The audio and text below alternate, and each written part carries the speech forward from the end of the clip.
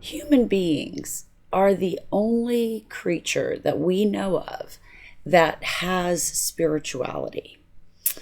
All other animal groups and species that have been studied don't really show that they have any level of understanding of anything spiritual, anything greater than themselves, any authoritarian above themselves, other than maybe the alpha in the group. But they don't see something outside of themselves. Chimpanzees may be showing some signs of spirituality through some studies that may have gone on, and they're our closest cousin. But as human beings, it is in our nature to look outside of ourselves for answers, for comfort, for solutions, for the things that happen in our lives. It's in our nature to look for something larger than ourselves. And I know that there is this energy that we share that is so much larger than ourselves. And I think that we sense that energy. We are in touch with that energy in a certain sense. And we don't really understand it. And we don't really know how to work with it. And there isn't really any science to prove some of the things that we feel inside of us and that we might know intuitively. And science is moving towards learning more about these things, and it's through quantum science or quantum mechanics that we're starting to understand more about our connection to something greater, or to that energy that which we don't really understand or we can't see. And it does really make sense to start looking at things on a quantum level to be able to understand those type of energies, those things that are happening out there in the energetic field or out there in the universe that are affecting us on a daily basis. And it's interesting because I, as a psychic and as a person that picks up on things intuitively, this has always been a topic that has interested me greatly, because of course I would like to understand better why I pick up on something and feel it, know it, or see it, or smell it, or whatever the case may be when it happens. And I think many of us, probably most of the people that are watching this video, have some sort of understanding of something greater than themselves. There's some larger energy, something much, much greater. And there's a sense of that among most people, I would say. Even agnostics feel there's a greater sense of energy surrounding, us. And probably many would agree that there is a transfer of energy between human beings.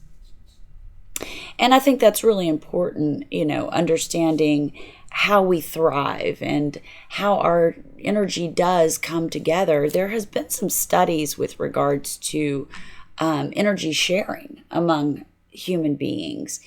And one of my favorite ones, I'm going to go ahead and look at this one because I have made some notes here several weeks ago when I was looking at this.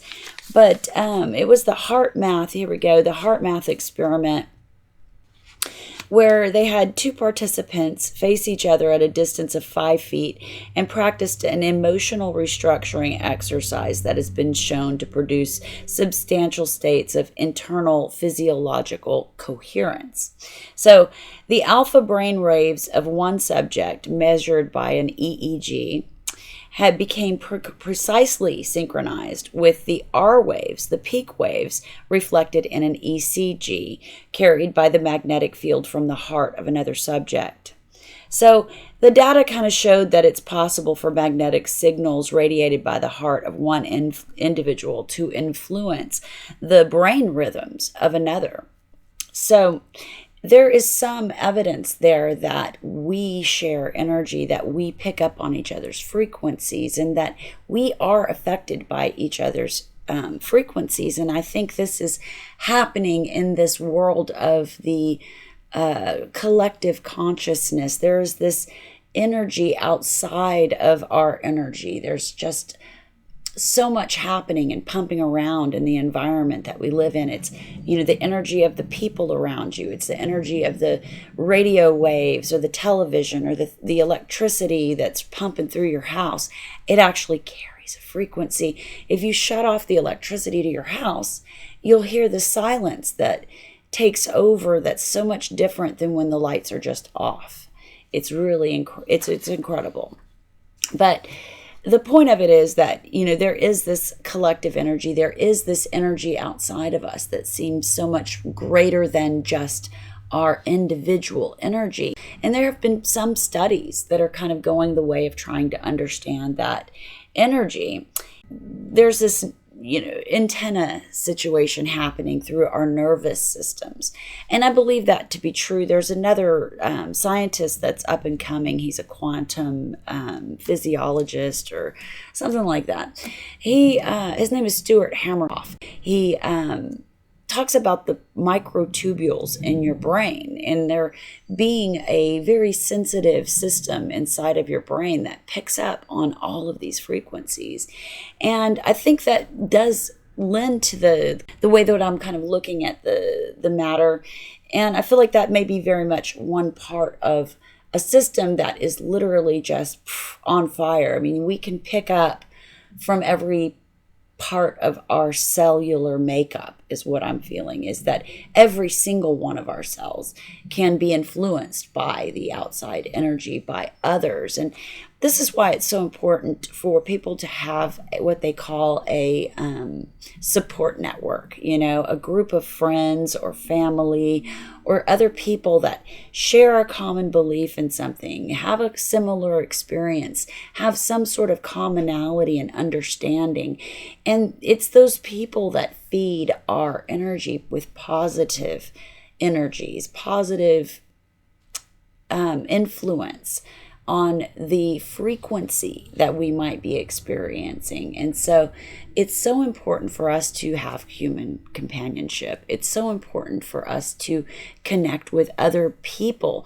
And oddly enough, the guy across the room that you've never met before, you are connected with that person on a much deeper level, and you're sharing an experience and you're sharing energy even when you don't realize it. It's absolutely incredible. And if you go out into public and just open your mind to the possibility that you're actually sharing energy with somebody that's standing across the room from you that you don't really know, just allow yourself to be open to that and to feel it. And I think that you'll find that there is a connection there, that you feel like you could almost just tap into that person, which is something that I feel like I've always been able to do very naturally, is something that I felt was always kind of like a psychic kind of connection. But really, I think it comes down to a frequency and a sensitivity to certain frequencies. And I think, yes, you can absolutely tap into somebody and feel their energy, even pick up on common experiences through an understanding of frequency that we don't necessarily articulate or comprehend on a certain level. It's something that is happening, and it's a language that we speak that we don't necessarily recognize, and it's just happening in our conscious field or our subconscious field, or however you want to look at that. And I was just going to pop through this real quick and look at see if there's anything else there I wanted to mention.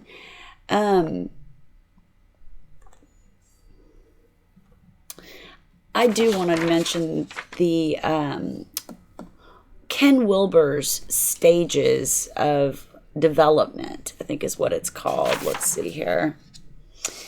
It's a model of consciousness. Okay, and he's an American philosopher, and he developed this system, which I'm going to pop up on the screen here for you. And it's stages of conscious development that are happening in our society, okay? And it's really very interesting because the more complex the form, the greater the number of energy fields around it. Wilbur believes that 7 major levels of matter energy approximately correlate with the qualities that wisdom traditions have associated with the 7 chakras.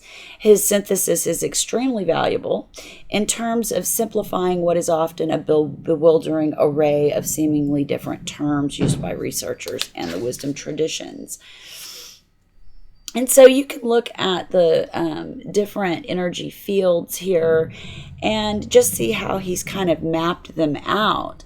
And the interesting thing is that everyone probably has certain aspects of each one of these developmental stages, but some people have more of something than the other, and some parts of them are more developed than the other.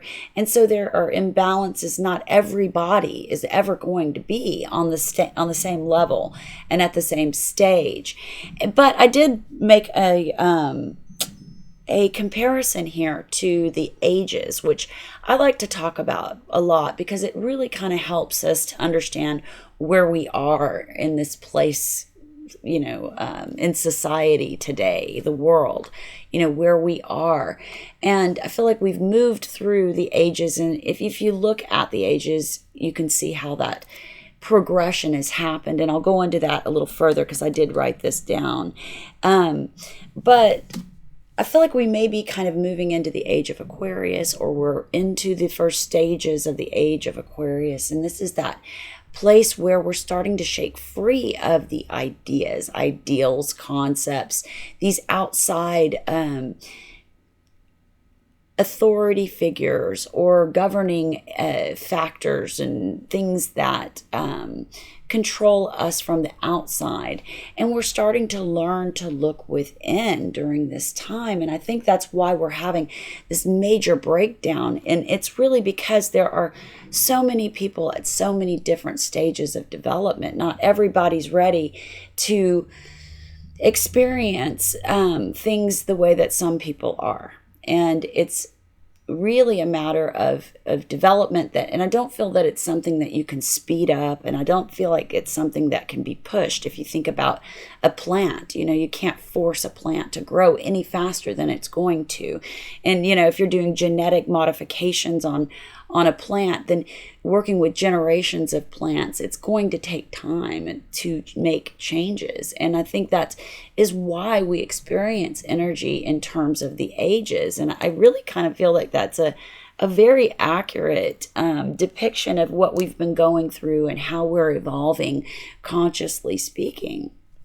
Now, I don't really feel like there's any magic to what's happening right now. And I don't feel like, people are using a lot of terms like the 5D and a great awakening and, all of this stuff. And I don't necessarily personally buy into a lot of it because I feel like it's reaching for explanations to, again, like we were discussing, it's that inherent nature to want to reach for some explanation here that would make sense of something that isn't necessarily sensible. And the reason it isn't sensible is because not everybody's on the same page, and energy is happening at different frequencies for everyone involved. So there's this chaos element, this confusion, this brain scrambling that may be happening. And I really, I can get crazy too. I can start to assign some outside belief systems or outside factors that might have an impression or might have an effect on the way things are being experienced or the way things are happening or the frequency that we might be experiencing now that feels so different than the frequency that we may have experienced before. And, the Great Conjunction energy was something very, very intense. And I feel like there were energies and frequencies experienced during that time because these astrological happenings and the energies that happen from different astrological events tend to hang around. They tend to have a pre-period and a post-period as well. So there's usually this energy that comes along that's kind of beckoning or ushering in that energy, and then the energy you experience, it actually during that time, and then afterwards you're still experiencing some resonance from those frequencies as they move through, or are in a position to where they're able to affect us. And this gets into Schumann resonance and the way that our world is experiencing a frequency from the universe around and everything that's happening in the outer realms of the universe. So when it comes to what's going on here, and what our place is and what we really need to do here, is I do think that there is a conscious development that's happening on a very large scale, because like I said, I think that we're moving into the next ages. And I was going to mention this. So I had previously written this out, and I'm just going to go ahead and read it to you. But Wilber's model shows higher stages, also known as structures of development, and they continue to emerge as humanity and human consciousness matures. The mythical stage evolved 5,000 years ago, and the next stage, the rational stage, didn't emerge until the European Enlightenment period about 300 years ago. Pluralism only evolved about 100 years ago, and integral didn't emerge until 1930s or so, and that's still rare. This also correlates with the astrological ages. Wilber's mythical stages would have been happening during the age of Gemini, which focused on travel, trade, and communication. And so, this is kind of like, if you look at the ages, and you can go Google that and get an example of it. I don't know if I'll be putting one up on the screen or not. Maybe I will. But it's interesting how you can see how we were evolving into these certain aspects that were revealed by these particular time periods. The rational stage emerged during the age of Pisces. This is a time when society, governance, monotheism, and many of the world's religions began to take rise. As we exit the age of Pisces and we move into the age of Aquarius, this moves us into integral stages that have already kind of began, and pluralism began to evolve. So we found ourselves in a conflict of understanding. We spent the last 2,500 years establishing religions and governments to help society evolve. Those things that we've established to help us became actually a threat to our existence. And this is where we're finding ourselves right now. Age of Aquarius ushers in a time of expanded consciousness when the human race communed together to take back control of the earth to become independent from authoritarian rulership. Age of Aquarius is associated with flight, democracy, freedom, humanitarianism, modernism, rebellion, nonconformity, philanthropy, perseverance, and humanity. So you can see why we're experiencing issues that we've been experiencing around the world lately. Some people are still not quite there consciously, and by the Wilber model shows that others are already moving into higher consciousness, and then there are those that don't. It creates a divide in understanding that only can be overcome by bringing the consciousness to a higher level through our collective understanding. So it really kind of speaks to that collective energy again, and coming back into self at the same time. It's understanding that the source of the connection and the power that you hold with regard to the collective is knowing your place and understanding your position in the collective energy, and knowing its importance, because what you are contributing is important. I feel that right now is a time when people need to start to understand their connection to themselves, and not to necessarily look outside of themselves for the answers, but start to look within for some of these answers. Look within and look to your own connection to that greater energy, which is something very beautiful that I feel when everybody can understand how to use it, when everybody does finally evolve to a point where there's this understanding and there's this energy that exchange that isn't ignored or shuffled away, or, because I feel like people are kind of like, ooh, I don't want to pick up on that person's energy, or I don't want to feel that person, or I don't want to interact with that person.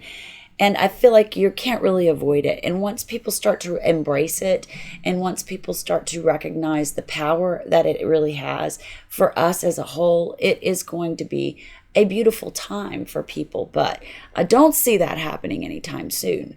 But we can all start working towards that now.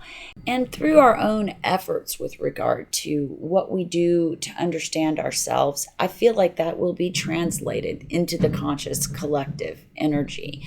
And yes, I think that it's very much possible that we can evolve in a way that is beautiful and doesn't have to necessarily be so destructive. We can temper the process by understanding the process in the first place. So although there may not be a way to speed up the process, there might be a way to make it a little more comfortable through understanding. So I'm going to do more videos on, understanding, consciousness, all that good stuff. Hopefully together we can come to some understandings that help the collective and help ourselves to manage through this energy, and to allow ourselves to evolve and move through the challenges that we might be experiencing during this time. All right, guys, I hope you enjoyed the video. It was my pleasure. I wish you the very best. Take care.